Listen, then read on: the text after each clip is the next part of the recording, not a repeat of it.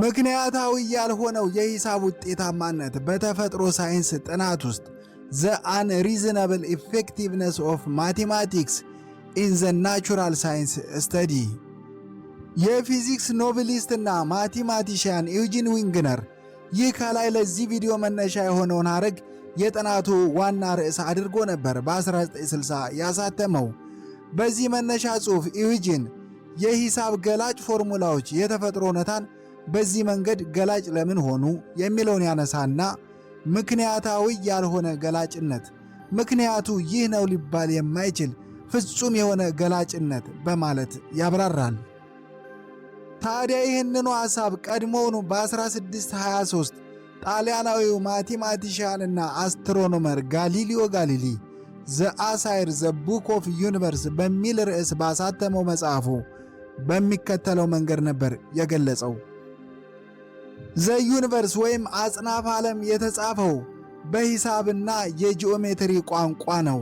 ይህ ቋንቋ ሳይማሩ የአጽናፈ ዓለምን እውነተኛ ተፈጥሮ መረዳት አይቻልም በማለት ነበር የገለጸው ጣሊያናዊው አስትሮኖመርና የሂሳብ ምሁር ጋሊሊዮ ጋሊሊ። ሂሳባዊ ፎርሙላዎች ለምን የሙዚቃ መሳሪያዎች የተለያዩ ድምፅ እንደሚያመነጩ ያስረዳሉ። በ6ኛው ሴንቸሪ ቢፎር ክሪስት የግሪክ ፈላስፋ የሆነው ፓይታጎረስ በጃዝ የሙዚቃ መሳሪያ የሚፈጠሩትን አክቲቭ ፊፍዝና ፎርዝ የሚመነጩት ፍጹም ሂሳባዊ በሆነ የክሮቻቸው የመርገብና የንጥጥር ውጤት መሆኑን ገልጿል። ሮገን አንቶንሰን በአሁኑ ሰዓት ብሮውን በሚባል ካሊፎርኒያ በሚገኘው በአንዱ ዩኒቨርሲቲ ውስጥ የኮምፒውተር ተመራማሪና ማቴማቲሽያን ነው። ይህ በቀጣይ የምትሰሙት ማብራሪያ በአንድ ወቅት ቴዴክስ ላይ ቀርቦ ከተናገረው የተወሰደ ነው። ዛሬው ትኩረቴ ሂሳብን በተመለከተ ነው። አብዛኞቻችን ሂሳብ ሲባል መደመር፣ መቀነስ፣ ማባዛት፣ ማካፈል ወይም ደግሞ ጂኦሜትሪ አልጀብራ ብቻ ይመስለናል። ታዲያ የኔ ምልከታ ግን ሂሳብ ሲባል ሁል ጊዜም ፓተርኖችን መግለጽ ነው የሚል ነው። ከኔ ጀርባ ተመልከቱ፣ የሚያምር ፓተርን አለ። ይህ የምትመለከቱት ቅርጽ የተፈጠረው ሁለት ክቦችን በተለየ መንገድ በማገናኘት ብቻ ነው። በመቀጠል ሮገን አንቶንሰን በሌላ ምሳሌ የ4/3 ክፍልፋይን በተለየ ፓተርን በመጠቀም እንደሚከተለው ያብራረዋል። እስኪ እንመልከተው። ይህንን ሰንጠረዥ እንመልከተው። 4/3 ነው። 4/3ን እነዚህን ነጥቦች በመጠቀም መወከል እንችላለን። ይህ የምትመለከቱት ነጭ ሬክታንግል 4/3 ነው። ይህንን ብዙ ጊዜ እናገኘዋለን። አብዛኛው ኮምፒውተርና ቴሌቪዥን ስክሪን በኢንች 800 በ600 1004 በ760 እንዲሁም 1600 በ1200 ነው። እነዚህን ሁለት ክቦች ተመልከቷቸው። የላይኛዋን ክብ ተመለከታችኋት? ትንሽ ፈጠን ብላ ነው የምትሽከረከረው። በእርግጥ ሁለቱ ክቦች የሚሽከረከሩት 4/3 በሆነ ፍጥነት ነው። ይህ ማለት አንደኛው 4 ጊዜ ሲሽከረከር ሌላኛዋ 3 ጊዜ ነው የምትዞረው። እስኪ አሁን ደግሞ ሁለቱም መስመሮች ከአንድ ነጥብ ጋር እናገናኛቸው። ተመለከታችሁ? የሚደንስ ነጥብ አገኘን አይደል? ይህ ነጥብ የመጣው ከ4/3 ቁጥር ነው። ደግሞ ትሬስ እናድርግና ምን እንደሚፈጠር እንመልከት። በቃ ሂሳብ ማለት እኮ ይህ ነው፣ ምን እንደሚፈጠር መመልከት። አያችሁት? ይህ የተፈጠረው ከ4/3 ነው። ይህ የ4/3 መልኳ ነው። እስኪ አሁን ደግሞ በድምፅ በሪትም እንመልከተው።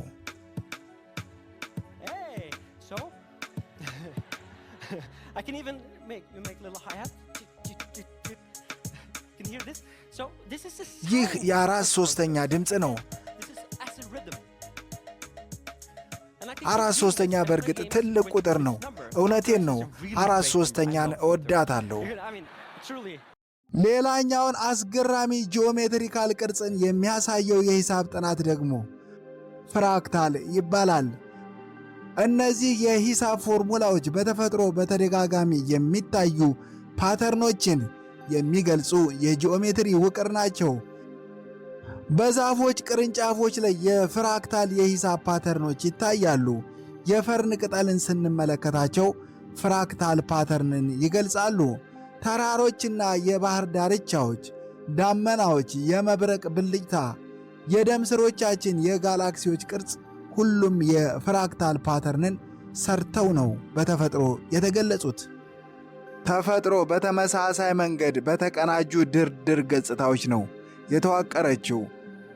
በ19ኛው ክፍለ ዘመን አጋማሽ ላይ ነበር ጉስተን ጁሊያን የተባለው የፈረንሳይ ማቴማቲሽያን ይህ በምስሉ ላይ የምትመለከቱትን አስገራሚ የሂሳብ ቀመር ያስተዋወቀው።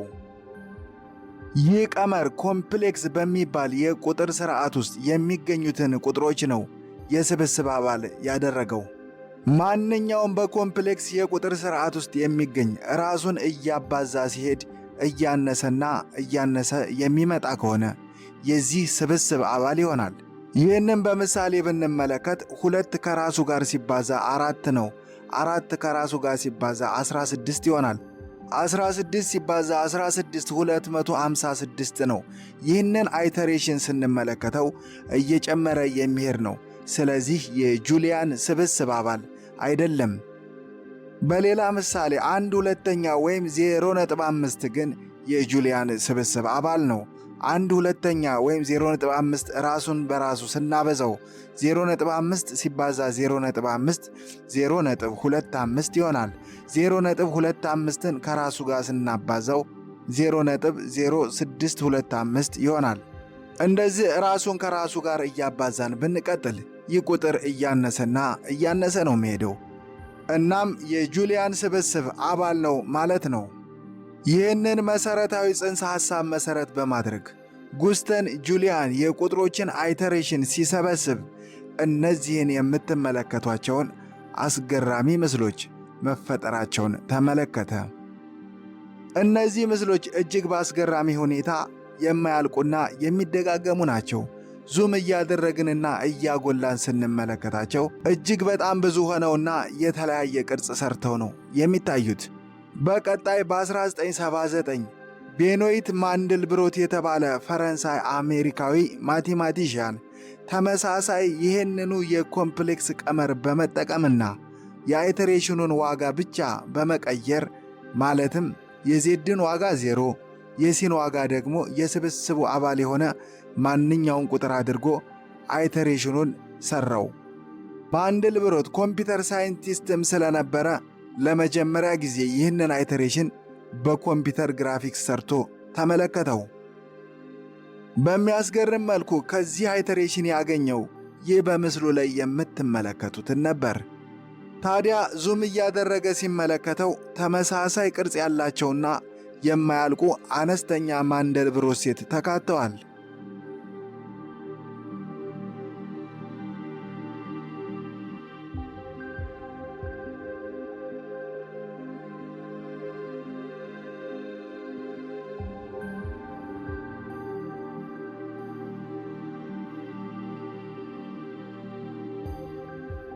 ይህ ቀላል የሂሳብ ቀመር በዛፎች ላይ፣ በቅጠሎች ላይ እንዲሁም በደም ስሮቻችን በሁሉም ተደጋጋሚ ቅርጾች ላይ የሚስተዋለውን ክስተት ግልጽ አድርጎ አስቀመጠ።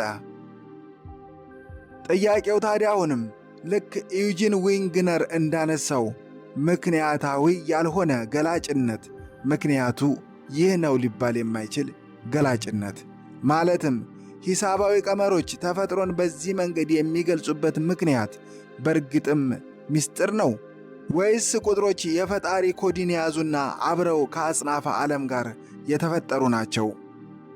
የጁሊያን ሴትና የማንድልብሮት ሴት የገለጹትም ይህንኑ የተፈጥሮንና የሂሳብን ተዛማጅነት የማያልቅ ተደጋጋሚነት ነው።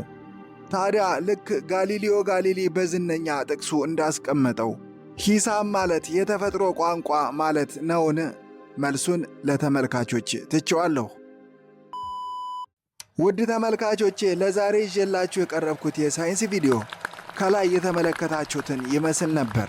ለዚህ ቻናል አዲስ የሆናችሁ ሰብስክራይብ ብታደርጉ ሳምንታዊ የሳይንስ ቪዲዮዎች የሚደርሳችሁ ይሆናል። እንደተለመደው ሌሎቻችሁም ላይክና ሼር በማድረግ በሳይንስ ላይ የምንሰራውን ቪዲዮ አበረታቱ። እስከ ሳምንት ቸርን ሰንብት። ቸር ቆዩ፣ ቸር ሰንብቱ።